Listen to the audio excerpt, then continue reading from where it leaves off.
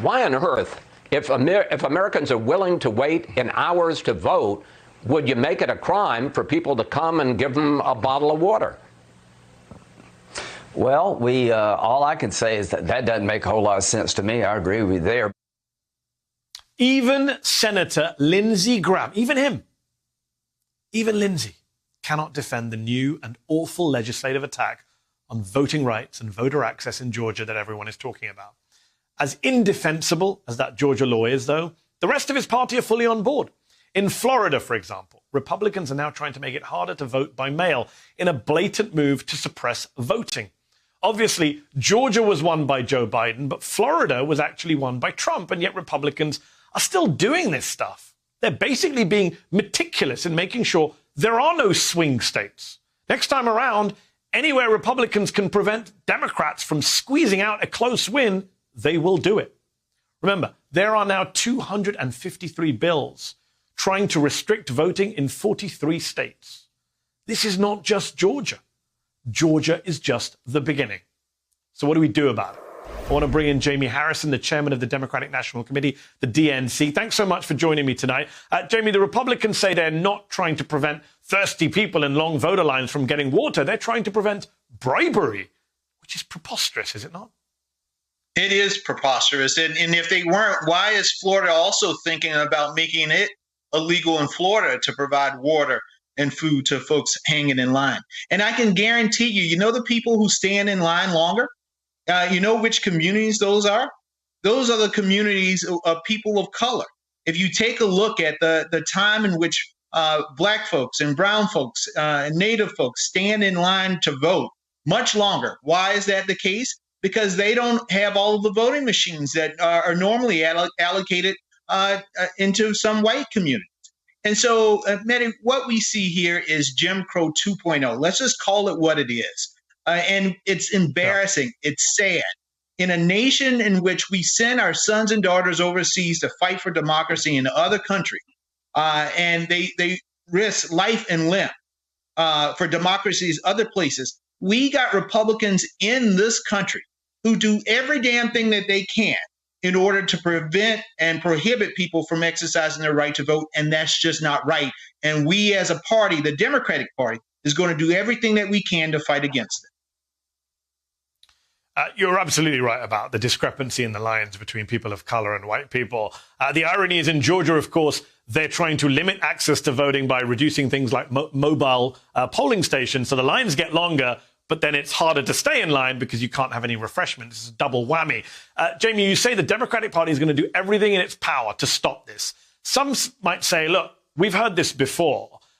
Actions matter more than words. If Congress, if the Senate, if Democrats in the Senate, who are the majority party, don't get rid of the filibuster, then H.R. 1, the For the People Act, has no chance of getting through and reaching Joe Biden's desk. How do you get the holdouts in your party, Senators Joe Manchin and Kyrsten Sinema, on board protecting democracy and the right to vote?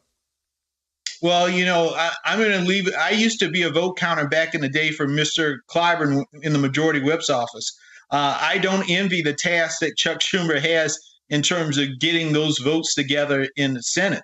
But this is what I can control, Mehdi. It is how do I make sure that we get more votes in the United States Senate in order to make sure that things like this never happen again. And that's my job at the DNC, is to make sure that we can maximize and get more Democratic senators into the United States Senate to make sure that Mitch McConnell never again gets his hand on that gavel. I mean, with respect, Jamie, I understand that you don't want to comment on individual senators, but when you say I want to get more Democrats into the Senate, a lot of voters will say we did. We went to the polls. We won the Senate. We went in Georgia in the runoffs. We did it. We pulled off a victory, a close victory, but we have control of the Senate, Democrats would say. And yet the bloc right now is not necessarily just Republicans who don't want to vote for H.R. 1. It's Democrats who don't want to get rid of the filibuster, even for H.R. 1. There's talk of a democracy exception. Do you support that? Would you say that's a good temporary way forward, that you don't have to get rid of the whole filibuster? Just get rid of it for H.R. 1 to protect voters in Georgia and Florida. Mehdi, this is my belief. We got to do everything that we can. And right now I'm going to give Senator Schumer all of the freeway that he needs to in order to make the deal that he has to. But I have been very clear to everybody. these rights, and it shouldn't be a Democrat versus Republican thing. These are about Americans' rights to vote. It's our most sacred right as American people. It's the foundational right in which all other rights are built upon. And when that is chipped away and when that is taken away, everything else falls down. And so, I'm not going to, Senator Schumer will take whatever he needs to do in order to get this done. But they understand this, that we need to demonstrate to the American people that we stand up for the sacred right of voting. And so I hope that he will use every trick in his book. We used it in the House side to do just that. So I won't ask you to count votes anymore, but I will ask you for your opinion. You very plainly and bluntly and rightly said this is Jim Crow 2.0. Let's call it what it is. Would you say the filibuster is also a Jim Crow filibuster? Well, listen, I'm from South Carolina. I know a lot about the filibuster from, the record for the longest filibuster was Strom Thurmond when he was filibustering the Civil Rights Act. We know that the filibuster has been utilized on a number of occasions on issues dealing with race, and particularly suppressing and prohibiting Black Americans in particular from exercising all of their rights as American citizens. We know the sordid history of the filibuster, and it's time that we have to address it. And so, I'm going to give Senator Schumer all the liberty in the world to do just that. But for Mitch McConnell or anybody else to say that they don't understand the history of the filibuster, they need to go back to history class. Indeed, they do. Just to shift gears a bit, Jamie, your former opponent, Senator Lindsey Graham, was on Fox News Sunday and talked about needing his AR-15 in case gangs try to come to his house in the event of a natural disaster in South Carolina. Have a listen.